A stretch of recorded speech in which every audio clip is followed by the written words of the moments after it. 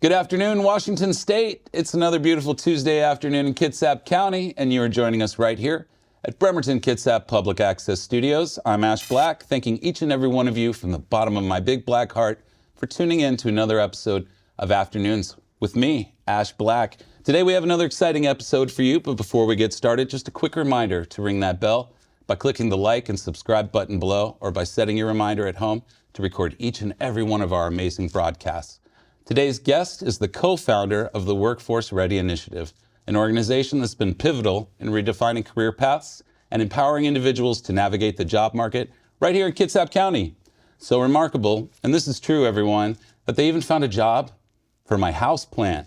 Yeah, I just heard they found my plant a new job as a branch manager. Experience, folks, lots of experience. Yes, I actually heard that the work they're doing over there is so good that even the mimes have been talking about it. Uh-oh.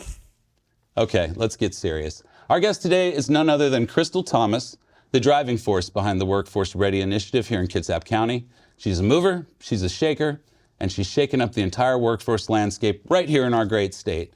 Ladies and gentlemen, you know where you're at. Let's get this show started.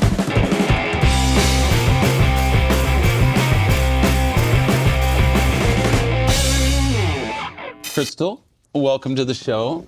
Thanks for having me. Thank you for bringing your fantastic energy to our studio today.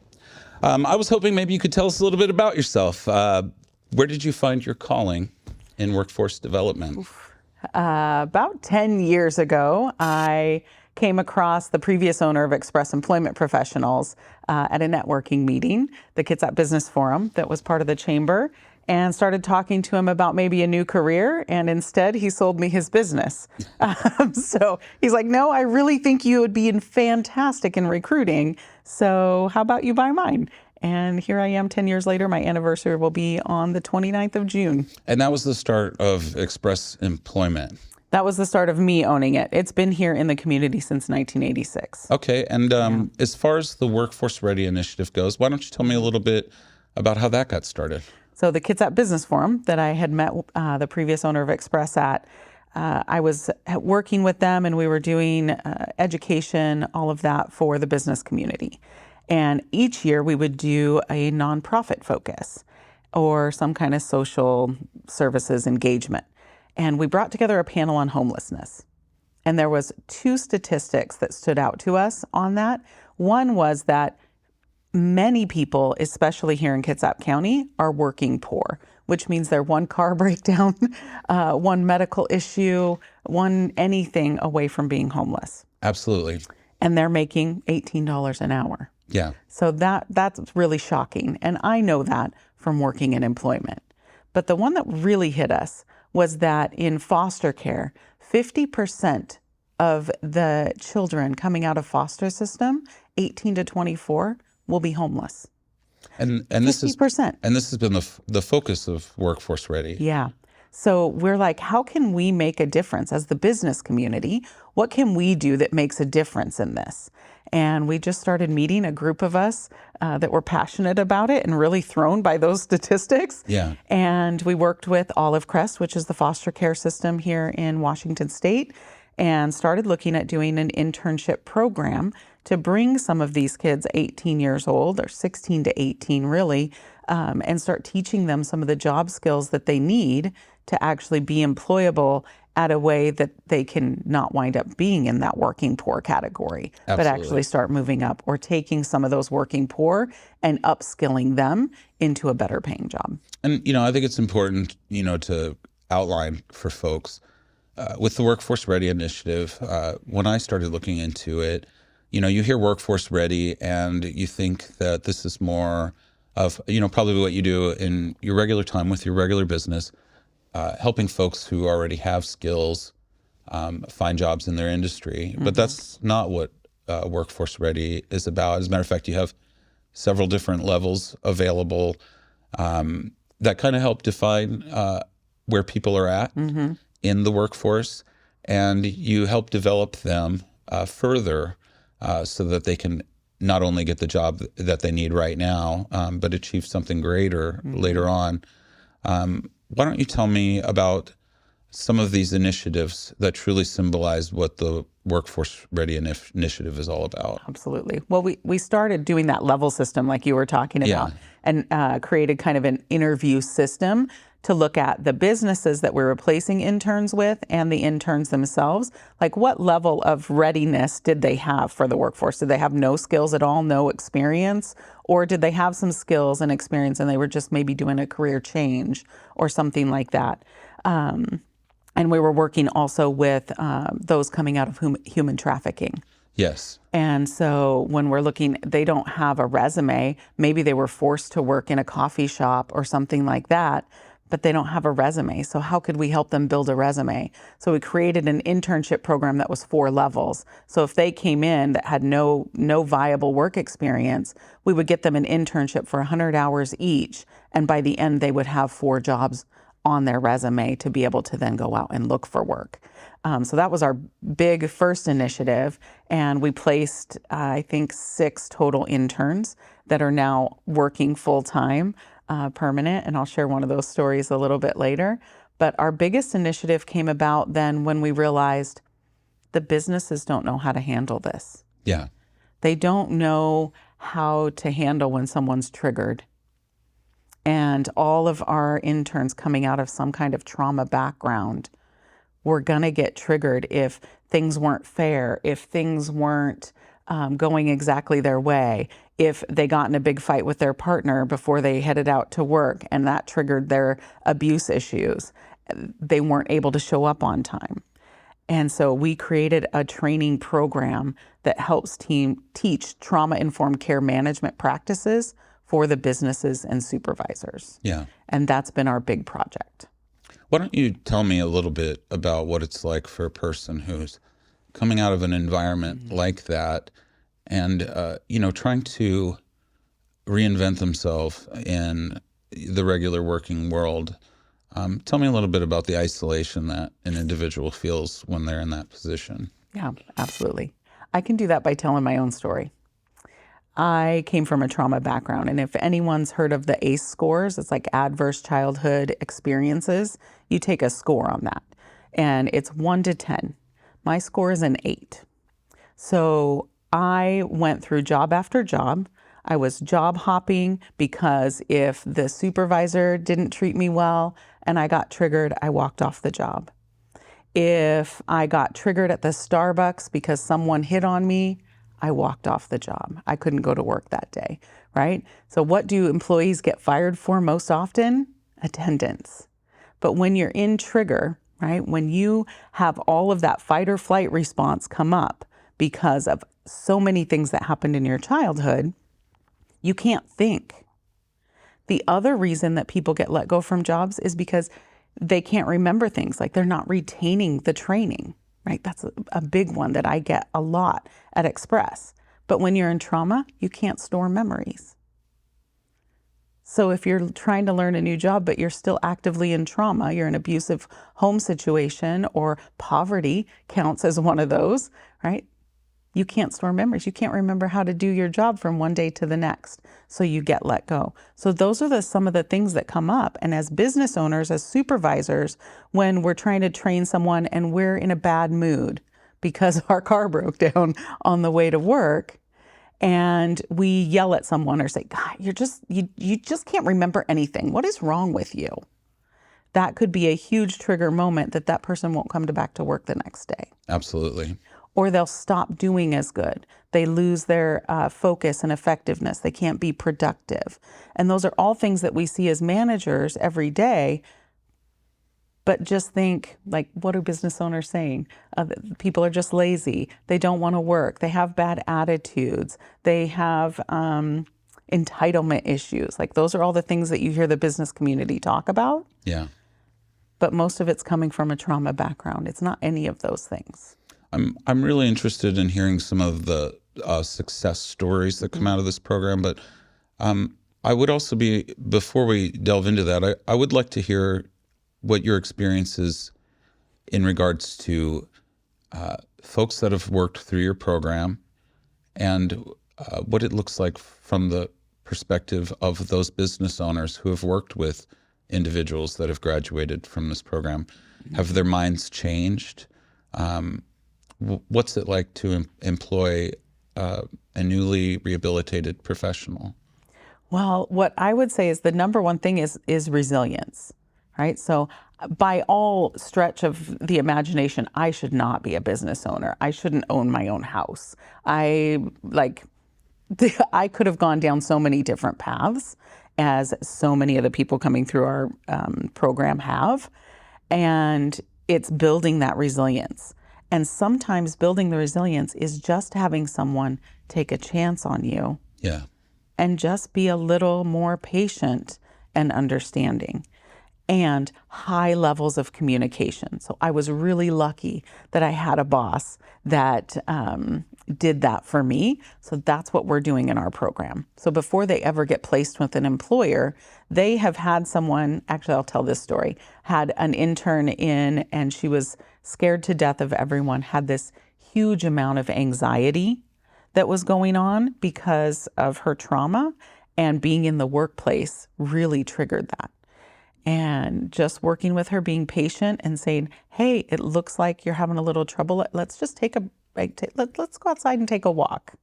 It could be that simple. Let's go sit down for a second, really quiet in my office. Don't have to ask them any questions. After, I think, 3 weeks she was with me, but working part-time, so maybe 20 hours of that kind of understanding. And I had an employee come in who was really, really disgruntled about their paycheck and was just yelling and very aggressive. Mm-hmm. And she was standing there, very patiently taking it, not triggered one iota. And she said, sir, I'd really like to help you, but I'm just the intern. Let me go get my boss. And that's not something she could have done. Before. Not at all. So why don't you tell me about the resiliency of this program? Because I feel like looking at the website, getting more familiar with what Workforce Ready does, resiliency is a good word to describe it. There's lots of programs that I was unaware of that are involved here. I saw that you're trying to provide safe parking spaces for individuals. You're trying to provide bathrooms and showering places, packets for cleanliness, towable shelters and things like that. And, you know, I think you kind of touched on this a moment ago when we were talking about the inability for one to retain new information when the brain is under such stress. A lot of these individuals, you know, they don't get to go home at the end of the day and relax with some television, cook their dinner in their oven, you know, take a bath or a shower. It's working 16, 18 hours a day, whether you're at a job or you're having to find a place to tow your laundry, to wash it so you can look presentable. These people are trying. Tell me about how you're trying for them. Yeah, absolutely. So we're housed under Northwest Hospitality, and Northwest Hospitality is amazing. They're working all through Kitsap County and through Pierce and in Seattle. They're taking care of our homeless population like nobody's business. Because once you wind up homeless, and most people don't try to be homeless. It's not even drug addiction or, you know, all of the things that I feel like the business community comes up with these reasons why people are homeless. And it's usually car trouble or a divorce, or, you know, it's just one wrong move. And when you're in trauma, it's hard to hold those relationships too. So things happen and they wind up homeless. It costs, I think Northwest Hospitality did a new cost. It was like $32,000 or something like that to get back out of homelessness. That's why people can't do it. So they need legs up. And that's where we came with this training program, because we can't ask those in homelessness. We can't ask those who are in trauma to lift themselves out of it. And that's what we started with when we were working on it. And what Northwest Hospitality understands so well is they need their car fixed. They need their phone turned on. They need a safe space to live, right? The container homes that they're working on getting out here in Kitsap County would make a huge difference, because then they have a safe place to go at the end of the evening, excuse me.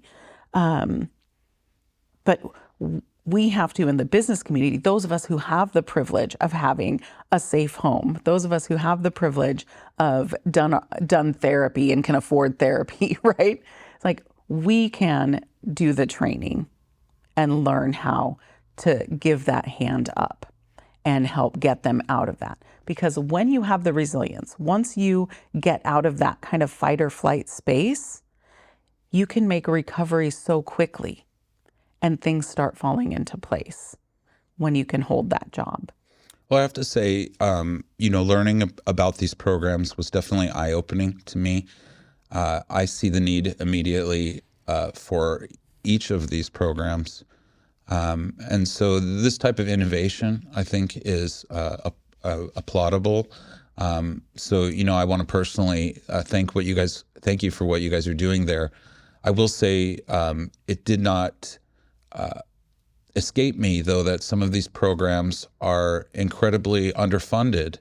And, I feel like looking through the list, I, for one, was not aware of a lot of these needs until they were put right in front of me. And so, I really urge anyone paying attention to take a look at some of these programs, because they are quite innovative, even though they may seem simple.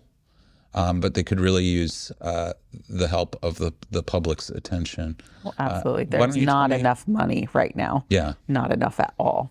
Why don't you tell me some success stories about some of the individuals that have come through? Our very first intern came through the program, worked just a 100-hour internship in my office, actually, and taught her in front desk training, all of that. And she actually wanted to get into the training program at the Washington Academy, but didn't feel confident enough. Because halfway through the program, the internship, she applied. She had the courage. I was like, let's write the letter together. And she applied, got in, and not only got in, but became the platoon leader. And she was so shy and so scared to put herself out there. She's now working as a pharmacy tech. That's amazing. And fully employed and living on her own, which is a huge joy to me. We have another that moved on to become a veterinary technician and had never worked before, young lady. Had a young man who had some developmental disabilities who came through. And he was so vibrant. And we got him working with Skookum so that they can help support him through supported employment, which I also don't think is talked about enough for those who have some kind of developmental disability. And severe trauma actually qualifies as a developmental disability. Absolutely. Because of the cognitive issues. And he is working full time, and actually they helped him get a driver's CDL license, and he's driving for them. He's doing fantastic. And he pops in, all of them actually pop into my office frequently to share what they're doing and how they're progressing. What is the one thing that you're most proud of achieving with this initiative? Oh, that is a good question. I think the training program itself, because it's really easy to say it's getting each of them through, but I think the training program has the ability to go far and wide and help more people without myself being involved or my team, because we're all volunteers, right? The training program, there's Kitsap Strong, does great work and has all the neuroscience, everything behind why we need to look at trauma and early childhood trauma and the power of resilience. So if anyone's looking for extra training, definitely go to them. The BEST program is doing a lot of work. So there's a lot of people doing it, but they weren't able to connect with the business community. And the business community really needs it in a, how do I use it right now? if Ash is sitting in front of me as an employee and he's having this issue, how do I do it and it increases productivity instead of pulling away and I don't have to be a social worker, right? Because most of it is written for social workers. And I put in so many hours writing the program, and my team put in so many hours listening to me teach it and marketing it and getting businesses there to get the training. But the training really simplifies it for business owners and managers to be able to use as soon as they leave the training. So then they're sitting across from an employee and that's happening. They can make a difference right now. And these are real jobs. Some of these jobs you've mentioned, like you said, folks that are now veterinary techs did not have any skills prior. No. So that's very encouraging, I think, for anybody to hear, and especially somebody who's always dreamt of, living above that line. Tell me what's on the horizon for the Workforce Initiative. Well, we are taking our program, that training program, and we're going to videotape it and break it into small 15-minute segments that we can then push out much, much farther and hit more than I can do in doing 90-minute trainings running around Kitsap County. And we'll charge for it, but very minimally. We're hoping to find sponsors and people who want to support it so that we can get it into as many hands as possible. It'll be set up in a way that they go through the training, they take kind of a little test and answer, and then they get the second video and then the third video. So they have to go through it and they'll be then certified as a Workforce Ready Initiative trauma-informed care manager. Tell me, what do you think is in the future for you? Well, I still own Express Employment Professionals, so we're just going to keep putting people to work. Training, I would really like to create some more training in that program. Mm-hmm. So once we get that one out and I'm done playing with that training program, I'd like to do the next step to it. And then I would also like to work on some just bare bones resiliency training on what those who are coming from trauma can do, because let's face it, coming out of the pandemic and everything that's happened in the last 3 years, everyone's got some trauma. Yeah. And everyone is on this like razor's edge of one little thing kind of causing these anger issues and inability to cope, right? The high anxiety. So I'd really like to create something on that resiliency training for both businesses and the interns coming through. Kristal, I think what you're doing is so important. I think it's really important that we share what Workforce Ready Initiative can do for Kitsap County, for employers and employees alike. It's just an amazing opportunity for folks to, not only change where they are currently, but change the future for others as well. How can people get involved? Where can they find information? What's their next step to support you? Absolutely. They can go to our website, which is northwesthospitality.org/workforce. There are intern applications on there, so anyone who wants to go through the internship program can fill out an application there, but there's also business applications there. So if they want to host an intern, and then we put them right on the website for what levels they can take, they can even post their jobs. They have the ability to go in and turn it on and off on their own and make sure. So they can just jump on that. They can also follow us on Facebook. We have a Workforce Ready Initiative on Facebook. That's where all of our trainings will get posted, where our new videos will get posted once we get those going, or they can reach out directly to me. Kristal, thank you so much for coming out today and sharing everything that you do. And I'm really looking forward to seeing all the lives that you're able to change here in the future. Thank you so much. Thanks for having me. I appreciate you. Ladies and gentlemen, remember, change absolutely begins with action. I hope today is your day to consider making your contribution. If you're interested in learning more about Kristal and how you can make a difference, you can always find information at northwesthospitality.org. Thank you, Kristal, for sharing your passion and insights with us today. And to everyone watching, keep tuning in to Afternoons with Ash Black for more wonderful stories from the Pacific Northwest.